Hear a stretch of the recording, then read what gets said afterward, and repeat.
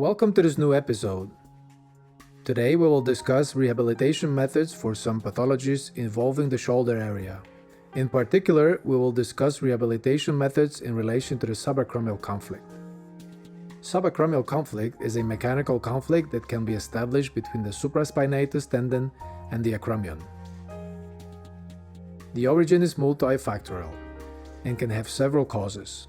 Some are skeletal alterations and others motor alterations, such as alterations due to professional or sport overuse or joint instability. Normally, the pain tends to be nocturnal and radiates from the deltoid region to the bicipital region, usually affecting people over 40 years old.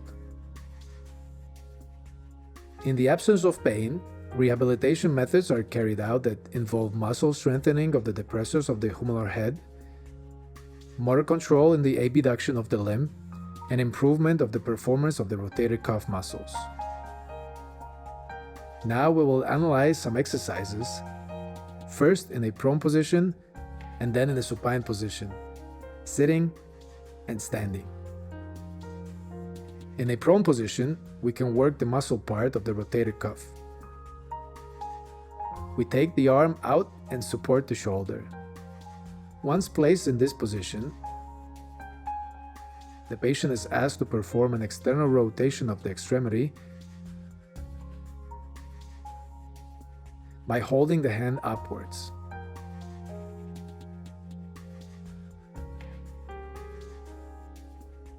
You are asked to perform this exercise independently. Once in this position, you can hold for about 3 to 5 seconds and then return to the starting position.